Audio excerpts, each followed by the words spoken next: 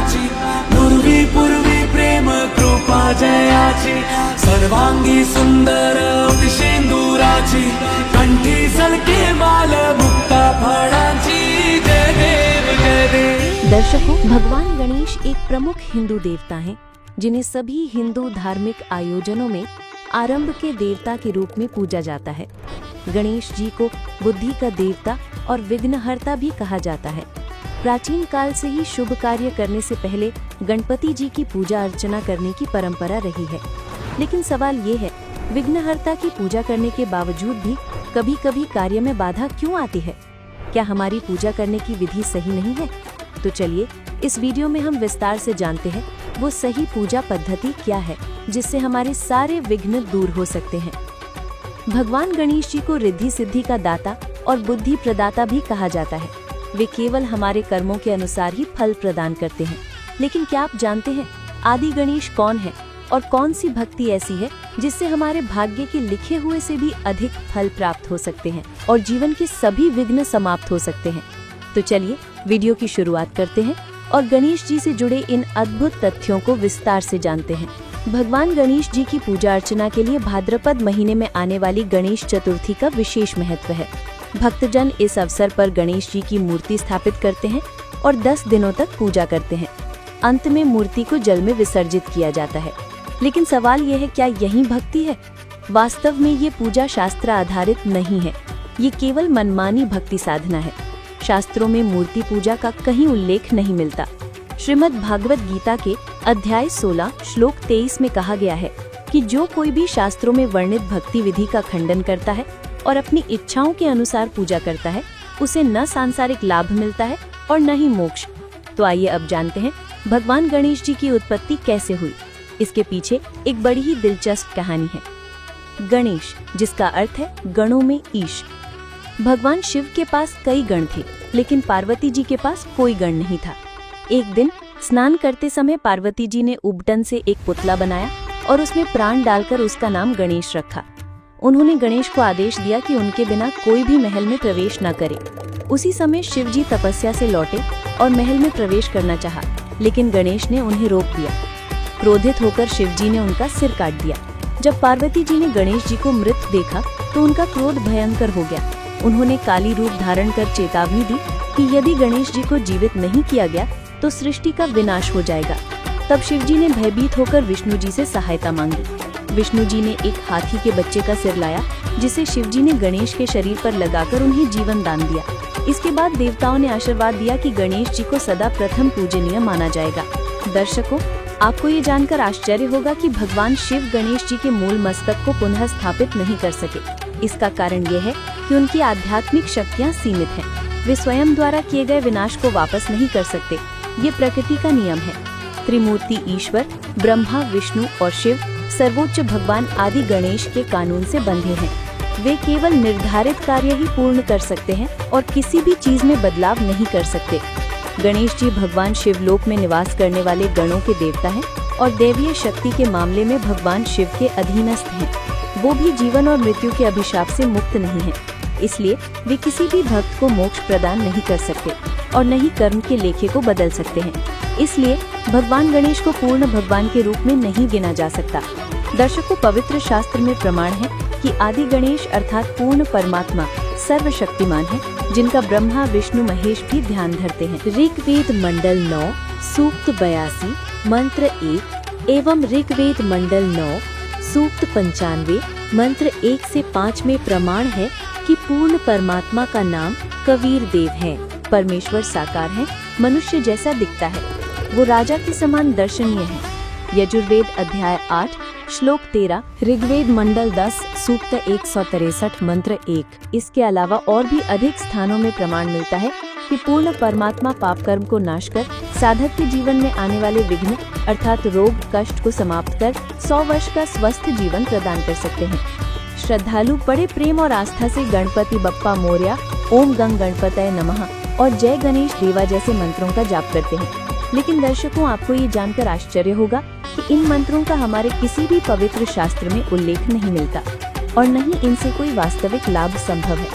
शास्त्रानुसार भक्ति से ही लाभ प्राप्त होता है। अब सवाल यह है कि गणेश जी की पूजा का सही तरीका क्या है।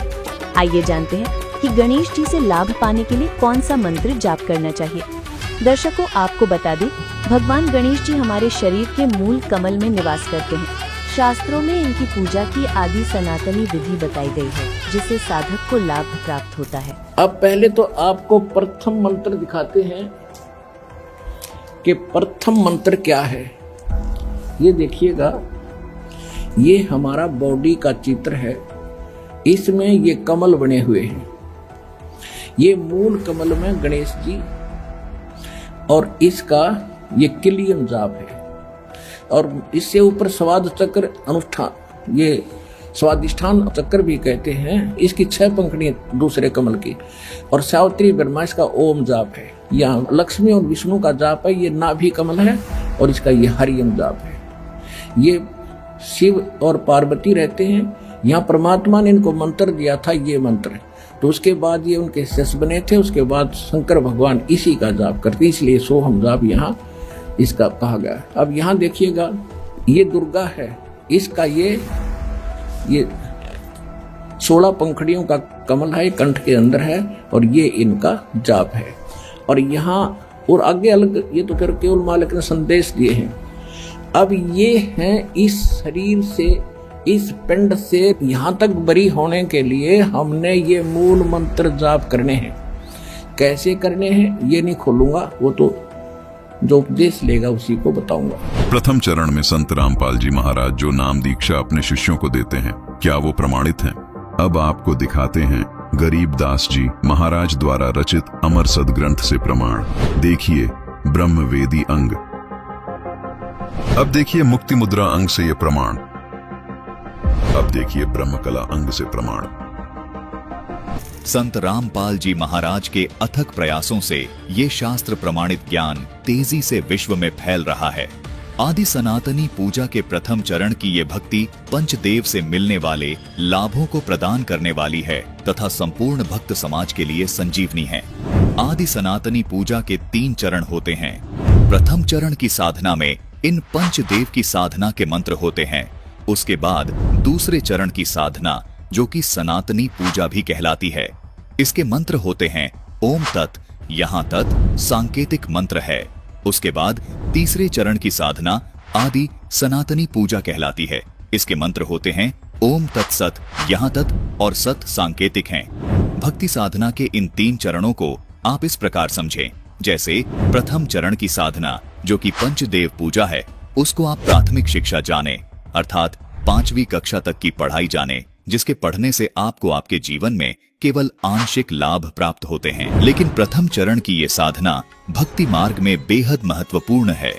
जिस प्रकार 5वीं कक्षा तक की पढ़ाई पूरी किए बिना 10वीं 12वीं तक की पढ़ाई नहीं की जा सकती, इसी प्रकार प्रथम चरण की ये पंचदेव साधना किए बिना दूसरे व तीसरे चरण की साधना नहीं की जा सकती। दूसरे चरण की साधना जो कि सनातनी पूजा है, ये गीता अध्याय 15 के श्लोक 16 में बताए क्षर और अक्षर पुरुष की पूजा है। इसको आप उच्च शिक्षा, अर्थात इसको आप 10वीं तक की कक्षा की पढ़ाई जाने, जो आपको प्राथमिक शिक्षा से कुछ ज्यादा लाभ देती है। तीसरे चरण की साधना जो कि आदि सनातनी पूजा है, गीता जी अध्याय 17 के श्लोक 23 में भी इसका वर्णन है। ये गीता अध्याय 8 के श्लोक 3 में बताए परम अक्षर ब्रह्म की पूजा है। इसको आप सर्वोच्च शिक्षा जाने, जो कि आपको सब सुख और लाभ प्राप्त करवाती है। दर्शकों, केवल संत रामपाल जी महाराज ही आध्यात्मिक मार्ग की भक्ति साधना इस प्रकार 3 चरण में पूरी करते हैं।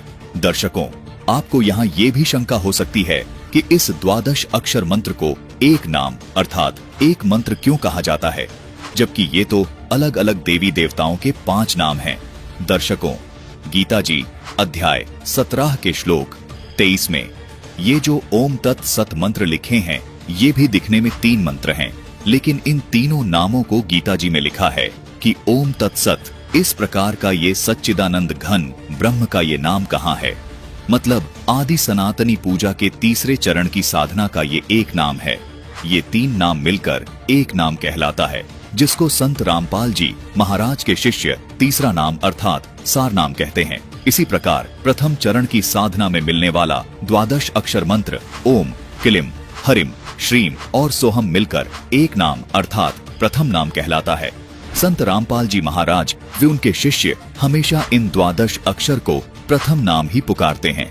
इसी प्रकार दूसरे चरण की साधना का ये ओम तथा तत् मंत्र एक ही नाम अर्थात दूसरा नाम अर्थात सतनाम कहलाता है।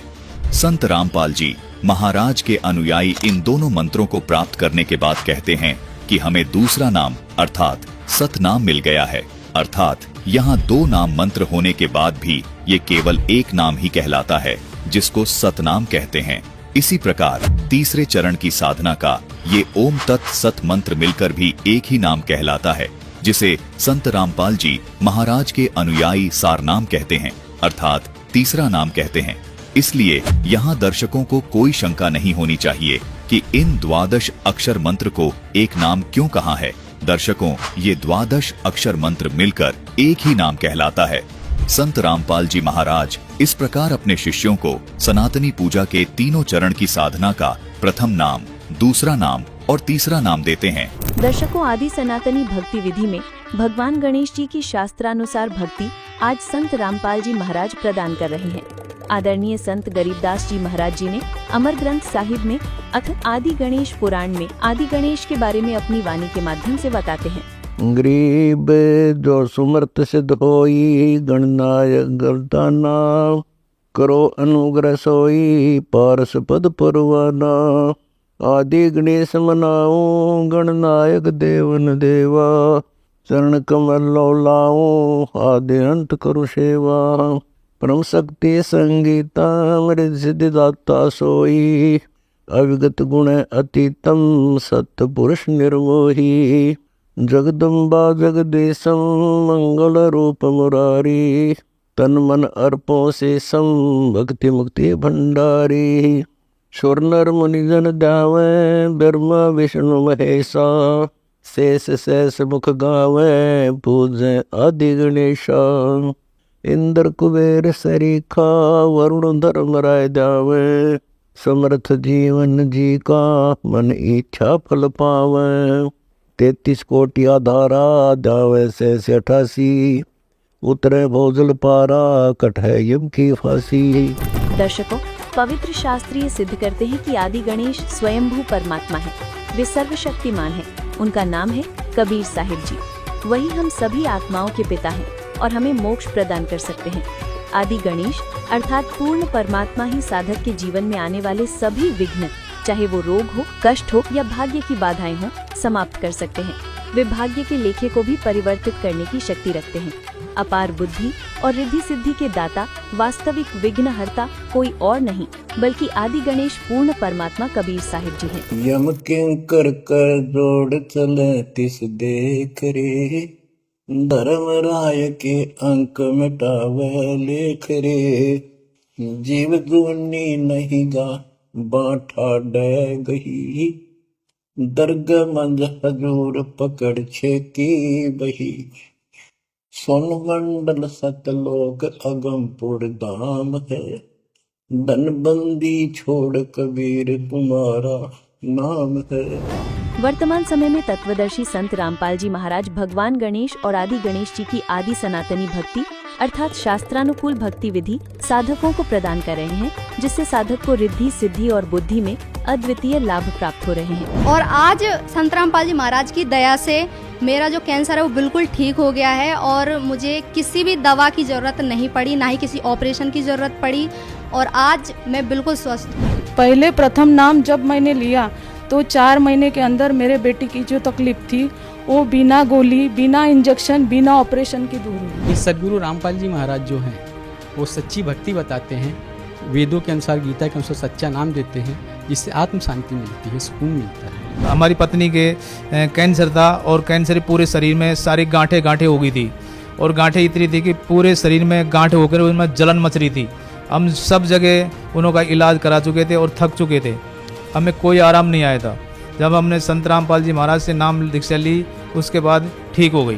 जब मैंने नाम दीक्षा ली तो मेरे पास में बस एक ही जगह मेरा बिजनेस था, लेकिन जब मैं संत रामपाल जी महाराज से नाम दीक्षा ली तो मेरा एक की जगह दो की जगह 3 जगह इतना सारा मेरे को फ़ायदा हो गया है कि मैं सोच भी नहीं सकता था। तो मैं तो ये कहता हूँ सर, कि साइंस कुछ है ही नहीं। ये मैंने प्रैक्टिकल किया है। जब साइंस फेल हो जाती है वहाँ परमेश्वर संत रामपाल जी महाराज काम आता है, ये मैं गारंटी से कह सकता हूँ। जो इस भक्ति में आएंगे और भक्ति करेंगे तो वो खुद भी खुद जान लेंगे संत रामपाल जी संत नहीं, ये स्वयं परमात्मा। अब समय मत दौड़ाओ, उनके पास जाइए, उनका ज्ञान समझिए, और अगर उन्होंने जो नियम बताया उस नियम के अनुसार आप भक्ति करोगे तो पार हो जाओगे।